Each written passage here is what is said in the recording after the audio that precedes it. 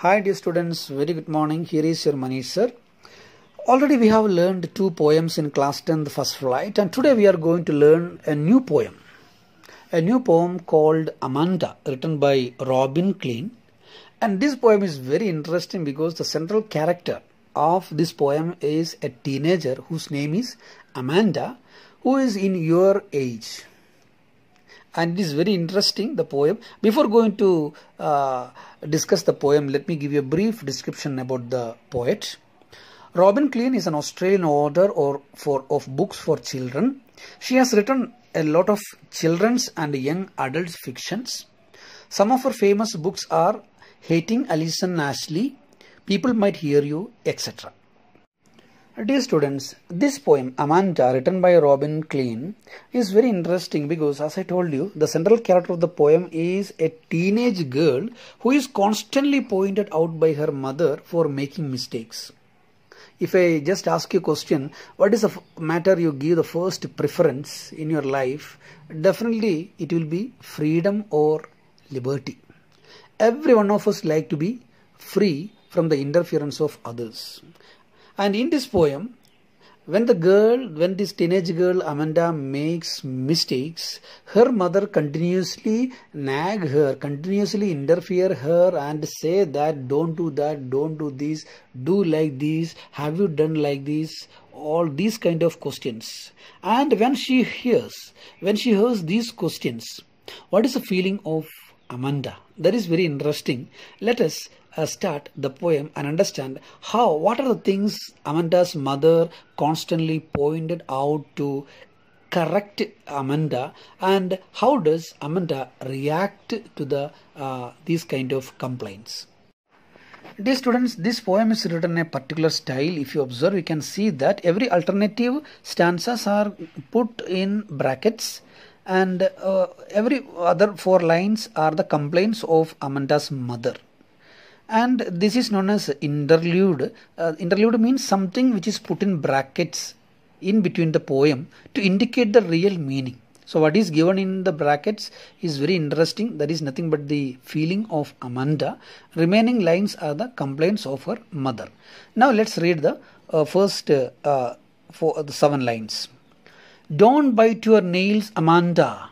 Don't hunch your shoulders, Amanda. Stop that slouching and sit up straight, Amanda. There is a languid emerald sea where the sole inhabitant is me, a mermaid drifting blissfully.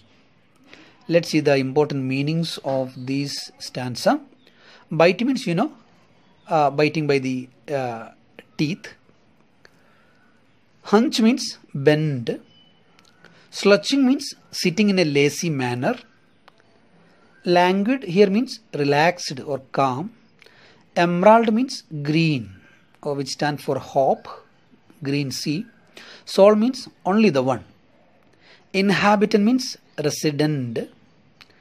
Mermaid, it's a mythical creature having upper body of a woman with a trunk of a fish. That means half woman, half fish. Mermaid it is. Drifting means carried slowly by water, slowly flowing. Blissfully means very happily. Now let us see what does her mother complained and what does Amanda feel. Dear students, here the poet says that the mother is pointing out Amanda for biting nails, which is a bad habit. Don't bite your nails, Amanda. It's a common instructions usually elders give to the kids who have the bad habit of biting nails. Other than this, she also says that to sit straight without bending her shoulders. Don't hunch your shoulders, Amanda. Thirdly, she says that stop that slouching and sit up straight. Don't sit like a lazy manner, Amanda. 3 very strong instructions Amanda's mother tell in this first stanza. Let us see what is the response or what is the feeling or what is the thinking of Amanda. There's a languid emerald sea where the sole inhabitant is me, a mermaid drifting blissfully. What her mother said, And here you can see there is no any direct response from the side of Amanda. She feels that she is in a relaxed and emerald sea. It's a metaphor, green sea.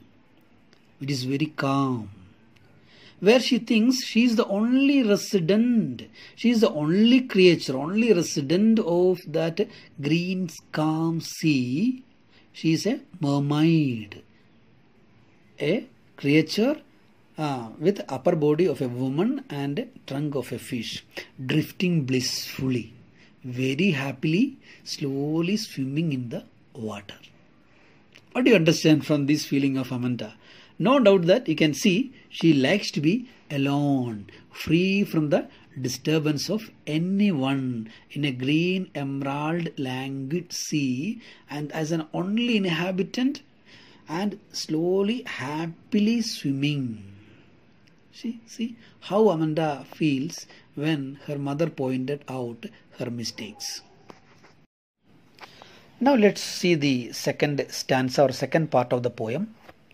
Did you finish your homework, Amanda? Did you tidy your room, Amanda?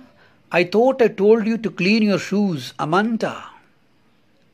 I am an orphan, roaming the street. I pattern soft dust with my hushed bare feet.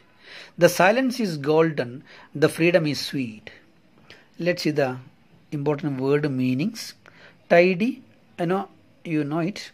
It's nothing but clean. Orphan, ORPHAN. Orphan means parentless, one who does not have father or mother. Roaming means wandering. Pattern here means make design. Hushed means silent. Bare feet, bare means without cover. These are the important word meaning. Now let us see what are the other three questions Amanda's mother asked her. Did you finish your homework, Amanda? It's a common question that every one of you hear every day from your father or mother. Did you tidy your room, Amanda? Have you cleaned your room, Amanda? This question also usually you hear in home as well as in school. I thought I told you to clean your shoes, Amanda. Have you cleaned or shined your shoes? So these are three common duties of a teenager or a child like you. And here let us see, these three questions are asked by Amanda's mother. And let us see what is a feeling or reaction of Amanda. Amanda feels she is an orphan. She likes to be an orphan, parentless. None of us thinks to be like that. But see here, due to the continuous nagging or continuous interference of her mother, Amanda feels like to be an orphan who does not have father and mother. Roaming the street, simply wandering. We can't wander because we have always an aim in every journey. But here Amanda wanted to be simply wander in the street, simply making patterns or designs in soft dust, means in the sand, with her silent and bare feet. She even does not wear a slipper. Such a bare feet she has to make simply patterns in the sand. And she says under the beautiful line here, the silence is golden, the freedom is sweet. Many of the time you might have heard instructed by teachers or students to be silent. Here she says silence is golden. It's also a metaphor. Silence is golden. What is golden? What is the great thing? That is silence. Silence means don't be interfered or don't be always nagged or complained or disturbed by anyone. Silence, calm and quiet. And the freedom is sweet. What is the sweetest things in her life? That is nothing but freedom. Be free from the interference of others. See how beautifully Amanda thinks when her mother asks these questions. She likes to be an orphan who is simply roaming in the street, making designs in the sand with her hushed and bare feet. And she says, silence is golden and the freedom is sweet. Now let's move to the third part of the poem. Let me read it first. Don't eat the chocolate, Amanda. Remember your acne, Amanda. Will you please look at me when I am speaking to you, Amanda? I am Rapunzel. I have not a care. Life in a tower is tranquil and rare. I will certainly never let down my bright hair. Let's see the meanings.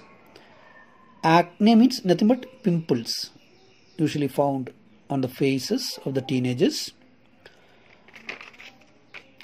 Rapunzel. Rapunzel is a mythical character. She is a princess captured by an old witch in a tower. Here the old witch climbs up the tower with the help of Rapunzel's long hair. So Rapunzel is a beautiful princess who was captured by a witch, but she has a speciality that she has a long golden hair.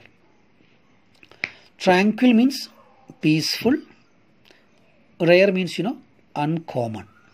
Now let us see what are the complaints of Amanda's mother and how does Amanda react. Don't eat that chocolate, Amanda. Remember your acne, Amanda. It's a common instruction usually the parent says. Don't eat chocolate. Don't eat that chocolate. It will spoil your teeth. It will become a reason for your pimples, side effects. Here Amanda's mother also does the same thing. She's complained her daughter not to eat chocolate as it became a reason for her acne. Will you please look at me when I am speaking to you, Amanda? Amanda is carelessly looking some other place because she is not at all interested to hear her mother's words. But it makes Amanda's mother angry, so she asks, will you please look at me when I am speaking? Let's see how Amanda feels now. I am Rapunzel. I have not a care. Life in a tower is tranquil and rare. I will certainly never let down my bright hair.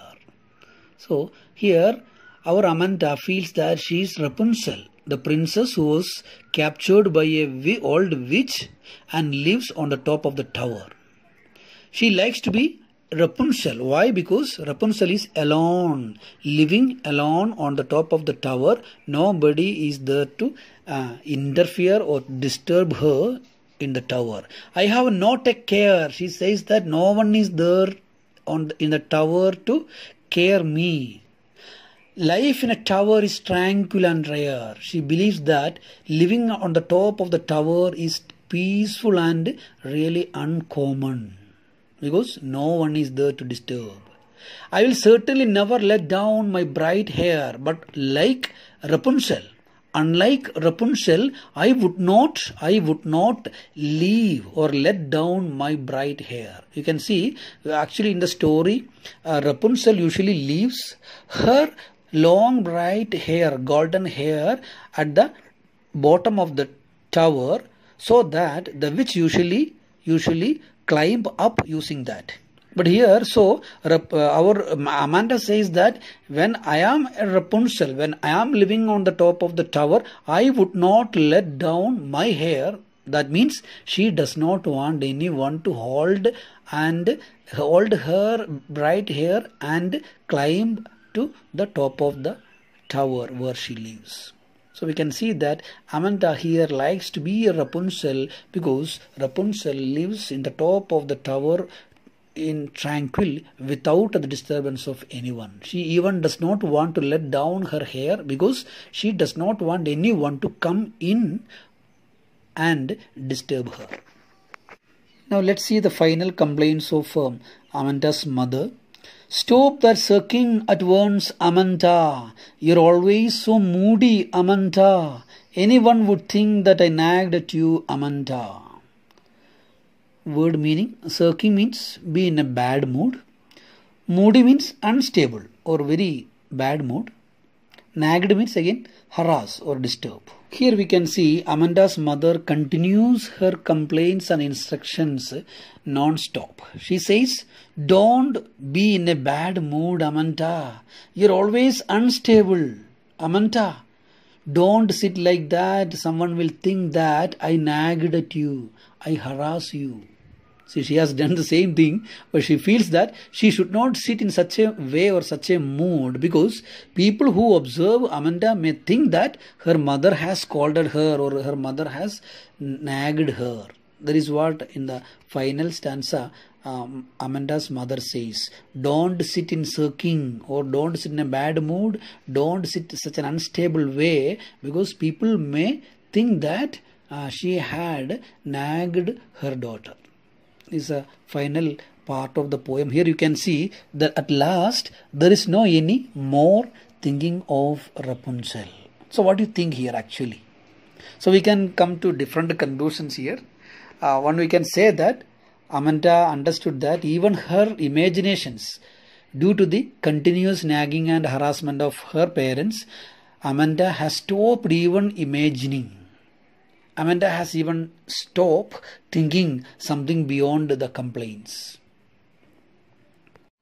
Okay, students, now let's see the important poetic devices in the first two stanzas. You can find anaphora, that is repeated use of a word at start of two or more lines. Don't bite, don't hunt. So don't, the two words are repeated. So it is anaphora. You can also find assonance as a poetic device. That is use of vowel sound O.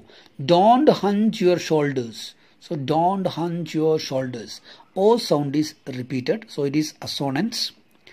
Rhyming scheme of these first two stanzas is nothing but A, B, A, C, C, C. You can see Amanta, straight, again Amanta. So A, B, A. And second stanza it is see me blissfully. So it is nothing but E sound is rhyming is coming. So it is C, C, C. You can also find metaphor, as I told in between, use of word emerald sea for green color of sea being similar to the color of emerald. So emerald sea is nothing but metaphor. You can also find repetition as a poetic device. Amanta, the word Amanta is repeated at the end of every line in first stanza. So it is a repetition. If you observe also, you can find imagery as a poetic device. Drifting blissfully. So drifting blissfully, that moving slowly or happily, it creates an image in our mind. Alliteration also you can find. Stop that slouching and sit up straight. So yes sound is being repeated at the start of closely placed words like stop and slouching and sit up and straight. It is nothing but alliteration. You can also find allusions. Mermaid is a well-known imagery creature. So that is an allusion. Let's see the poetic devices used in the second part of the poem. At first you can find anaphora, that is nothing but repeated use of word at start of two more lines, that is did you. The rhyming scheme of this next stanza is nothing but A, D, A, E, E. Amanta, shoes. Amanta. So A, D, A. Next we can see street, feet, sweet. So that is E, E, E. You can also find assonance as a poetic device, use of vowel sound O. Thought, told, you, your, shoes. So O sound is repeated. So it is assonance. Repetition also you can find as you found in the first stanza. Amanta, the word Amanta is repeated.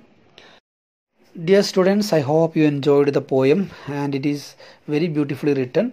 Please read the poem 2 to 3 times and understand the meanings at first and then listen to my words. And what are the doubts you have in any part of the poem, please communicate with me. And few assignment questions will be sent along with this. Please do it very promptly and send me before 5 o'clock today itself. Thank you. Bye.